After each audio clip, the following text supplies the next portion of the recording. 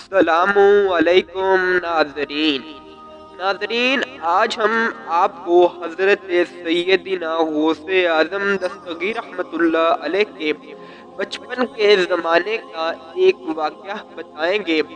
ناظرین واقعہ کچھ یوں ہے کہ آپ رحمۃ اللہ علیہ دور بچپن میں تعلیم حاصل کرنا چاہتے تھے اور اسی تعلیم حاصل کرنے کے لیے آپ نے جیلان سے بغداد کا رخ کیا۔ ناظرین اس وقت کوئی ایسا ذریعہ نہ تھا جبکہ آج کے زمانے میں جس طرح کے سفر کیا جا سکے۔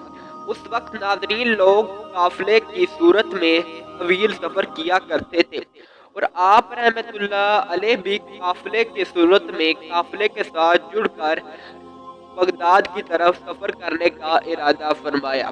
ناظرین سفر کرنے سے پہلے آپ رحمت اللہ علیہ کی والدہ فائدہ نے آپ کو کچھ نصیحت کی۔ آپ رحمت اللہ علیہ سے آپ کی والدہ نے فرمایا، بیٹا کبھی جھوٹ مت بولنا، اور آپ رحمت اللہ علیہ کے کرتے میں 40 دینار بغل کے نیچے سی دیے۔ ناظرین اس کے بعد آپ رحمت اللہ علیہ ایک قافلے کے ساتھ جڑ گئے اور بغداد کی طرف سفر کی طرف روانہ ہو گئے۔ ناظرین اس وقت لوگ اپنا تحفظ کر کے چلتے تھے، لیکن پھر بھی کئی قافلوں کو راستے میں لٹیرے پڑ جاتے تھے۔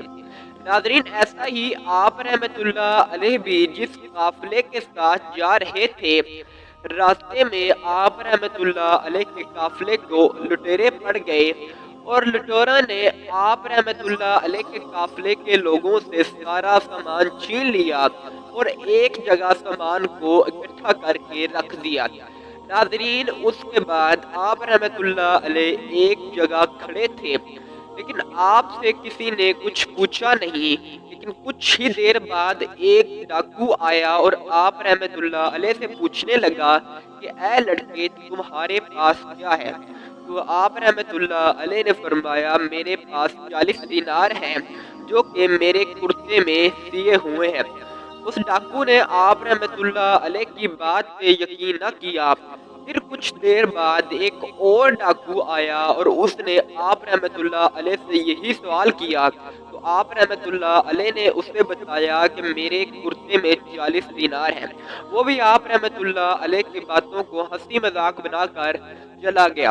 ناظرین اس کے بعد وہ ڈاکو اپنے سردار کے پاس گیا اور وہاں وہ پہلے والا بھی موجود تھا جس نے آپ سے پہلے آ کر پوچھا تھا۔ تو ناظرین اس ڈاکو نے اپنے سردار کو بتایا کہ ایک لڑکا ہے جو کہتا ہے کہ میرے کرتے میں 40 دینار ہے۔ تو ڈاکوؤں کے سردار نے آپ غوث اعظم رحمت اللہ علیہ کو طلب کیا، تو ڈاکو آپ رحمت اللہ علیہ کو سردار کے پاس لے گئے۔ سردار نے آپ رحمت اللہ علیہ سے پوچھا کہ لڑکے تمہارے پاس کیا ہے؟ تو آپ رحمت اللہ علیہ نے پھر سے بتایا کہ میرے کرتے میں 40 دینار ہیں جو کہ بغل کے نیچے سیے ہوئے ہیں۔ تو ناظرین اس کے بعد سردار نے آپ رحمت اللہ علیہ کے کرتے میں سے وہ 40 دینار باہر نکال لیے اور باہر نکالتے ہی آپ رحمت اللہ علیہ سے پوچھنے لگا، ہم لٹیرے ہیں تم جانتے ہو، تو تم نے ایسا کیوں کیا؟ تم چھپا بھی سکتے تھے، آخر تم نے ہمیں کیوں بتایا کہ میرے کرتے میں 40 دینار ہے؟